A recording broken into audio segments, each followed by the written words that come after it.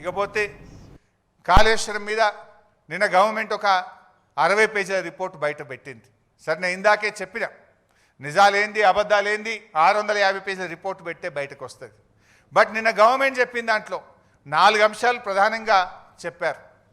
ఒకటేమో తమ్మిడిహట్టి నుంచి మేడిగడ్డకు మార్చినటువంటిది అది సిన్సియర్గా హానెస్ట్గా అనిపించలేదు అనేది ఒక కామెంట్ చూశాను నిన్న. రెండవది రిటైర్డ్ ఇంజనీర్లు మేడిగడ్డ దగ్గర నిపుణుల కమిటీ మేడిగడ్డను వద్దన్నదని ఒక 50 సార్లు రాసిండ్రు నిన్న. దాని సంగతి ఏందో ఇప్పుడు బట్టలు పెట్టేట్టు చెప్తా వీళ్ళది. నిపుణుల కమిటీ మేడిగడ్డను వద్దన్నదట. ఇక మూడో విషయం ఏం చెప్పే ప్రయత్నం చేసిందంటే క్యాబినెట్ ఆమోదం లేదు అని చెప్పే ప్రయత్నం చేసిండ్రు.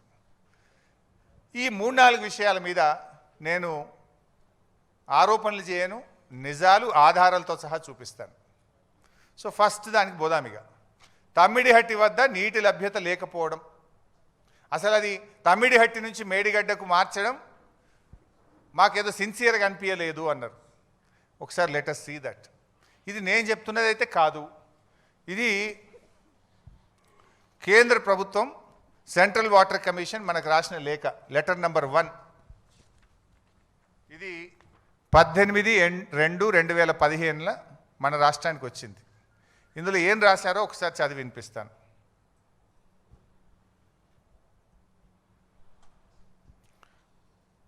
There is a spillage of water during monsoon period, especially during the high water stages. It has been estimated that approximately 70.2 TMC of water is spilling, corresponding to 75% dependable year based on proposed pumping provision for the submitted proposal. In case there arises a need to release of ecological flows as one of the condition in general being imposed nowadays by MOEF, wherein 30% monsoon flows, 25% non-monsoon flows and 20% in lean season corresponding to 75% dependable year is being advocated to be released. Under such circumstances, the proposed diversion of 160 TMC of water may not be available for utilizations. The strategy to meet out planned utilizations under such circumstances may be clearly brought out. చాలా స్పష్టంగా మీరు ecological flows release చేయాలనేది కేంద్ర పర్యావరణ శాఖ నిబంధన ఉంది. దాని ప్రకారంగా విడుదల చేస్తే మీకు 160 TMCల నీళ్లు ఉండవు అని 18 ఫిబ్రవరి 2015 ఒక లేఖ వచ్చింది. తర్వాత ఇంకొక లేఖ వచ్చింది 4th మార్చ్ 2015. ఇవి మనవి కావు, కేంద్ర ప్రభుత్వం సెంట్రల్ వాటర్ కమిషన్ రాసిన లేఖ. ఇది letter front page and I will read out the comments. చాలా డీటెయిల్గా చెప్పినారు కానీ నేను సింపుల్గా చెప్పే ప్రయత్నం చేస్తా time. As evident from detailed water availability studies carried out by the project authorities and this office in last few years, the net water availability at the barrage location is about 165 TMC at 75% dependability, which includes perceived surpluses from the share of upper riparian states of 63 TMC.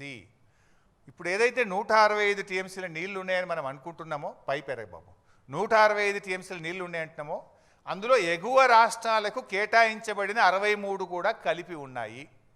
ఎగువ రాష్ట్రాలకు కేటాయించబడిన 63 అందులో ఉన్నాయి. ఒకవేళ 63 వాళ్ళు తీసుకుంటే మీకు మిగిలేది 102 TMCలు మాత్రమే అని చెప్పింది స్పష్టం. అది చెప్పడమే కాక ఇంకో మాట అన్నారు అందులో.